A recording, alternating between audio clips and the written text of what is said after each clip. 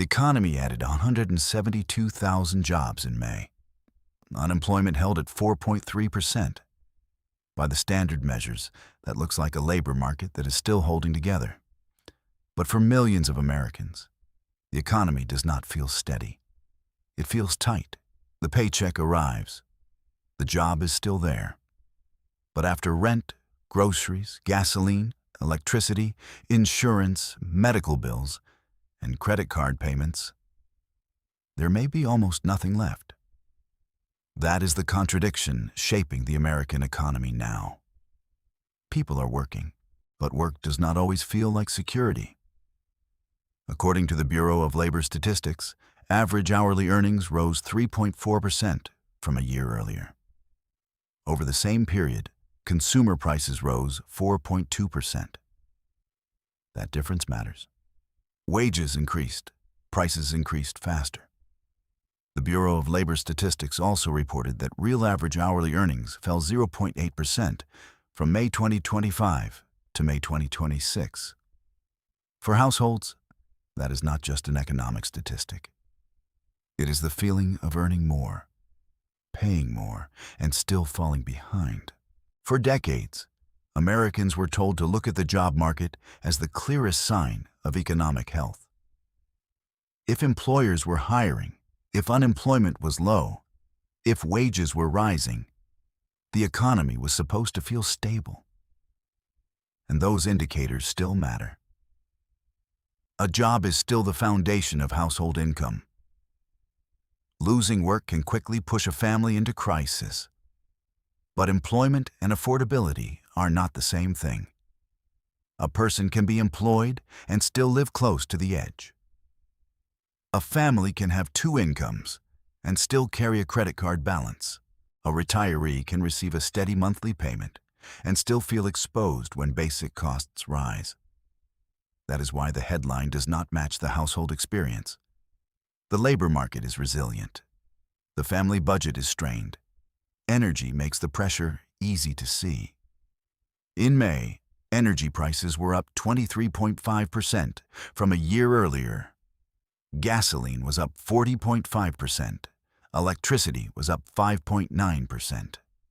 These are not optional expenses. A worker who drives to work cannot simply stop buying gas. A household cannot opt out of electricity. A retiree on a fixed income cannot absorb higher utility bills without giving up something else. Food adds another layer. Food prices were up 3.1% from a year earlier. Food away from home was up 3.5%.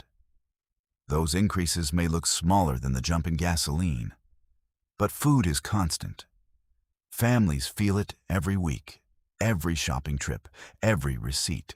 And after years of higher prices, many Americans are not comparing today's grocery bill with last month's bill. They are comparing it with what life used to cost. That is why confidence can remain weak, even when the labor market looks solid. The pressure builds quietly. A little more for electricity, a little more for groceries, a lot more for gasoline, a higher credit card payment, a medical bill that gets postponed, a repair that waits another month. Each cost has its own explanation. Together, they create a budget that feels much tighter than the jobs numbers suggest. The Bureau of Economic Analysis reported that disposable personal income fell 0.1% in April, while consumer spending rose 0.5%. That combination tells a more complicated story than spending alone. Spending can rise because people feel confident. But spending can also rise because life is more expensive. Households still need food. They still need transportation. They still need power. They still need medicine. They still need to keep bills current. Not every dollar spent is a sign of strength. Some of it is just the cost of getting through the month. The same report showed the personal saving rate at 2.6% in April. That is a narrow cushion. When savings are thin, ordinary price increases become harder to absorb. A car repair, a medical expense, or one higher utility bill can force a household to borrow. Many households are already carrying that weight. The New York Federal Reserve reported that total household debt reached $18.8 trillion in the first quarter of 2026. Federal Reserve data also showed revolving credit rising at a 10.4% annual rate in April. Revolving credit often means credit cards. For some Americans, credit is no longer just a tool for convenience. It has become a bridge between income and the cost of living. That bridge may help for 1 month. It becomes dangerous when it turns into a permanent part of the budget. Because debt does not erase today's pressure. It moves it into the future. The Federal Reserve's Household Well-Being Survey shows how tight the margin has become. 16% of adults said they did not pay all their bills in the prior month. 26% skipped medical expenses because of cost. Only 63% said they could cover a $400 emergency expense with cash or its equivalent. That is the weakness hidden beneath a stronger headline. Americans have not stopped working. But work is not always enough to rebuild a cushion. For many middle-class households, the problem is not one dramatic financial shock. It is the slow stacking of obligations. Housing, food, fuel, utilities, medical costs, debt payments. Each one takes a share of the paycheck before anything is left for saving. And once the cushion is gone, even modest increases feel larger. A 5.9% increase in electricity may look manageable in a national report. But for a family already juggling bills, it can matter.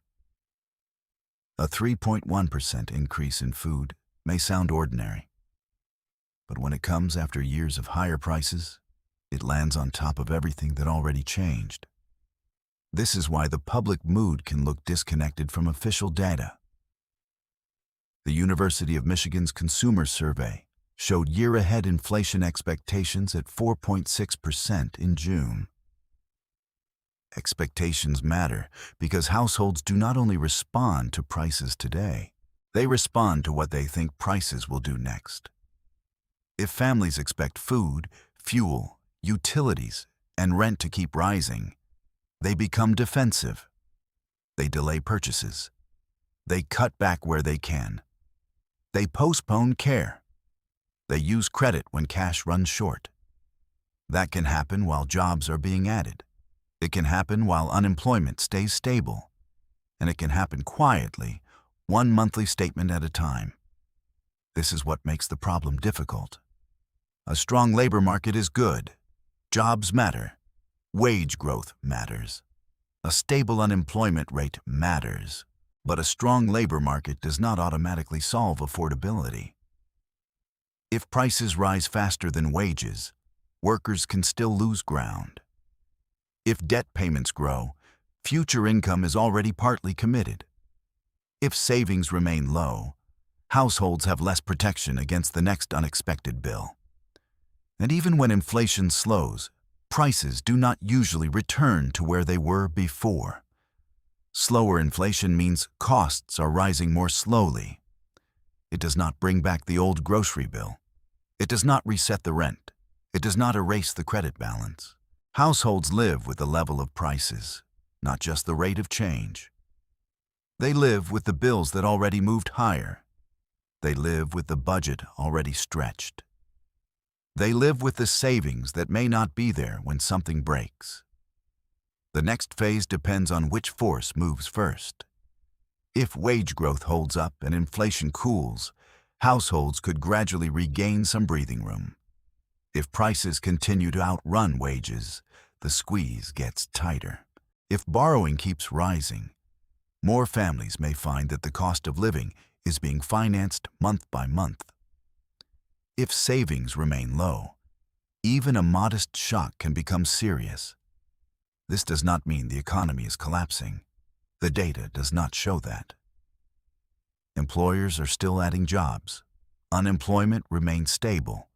Consumers are still spending. But the headline numbers are not enough. A labor market can be strong while household finances are fragile. A country can add jobs while families lose room to maneuver. A paycheck can grow and still feel smaller. That is the story behind the numbers. The economy added jobs. But for millions of Americans, the deeper test is whether those jobs still provide what work is supposed to provide. Not just income, stability, a cushion, and the confidence that the next bill will not be the one that breaks the budget.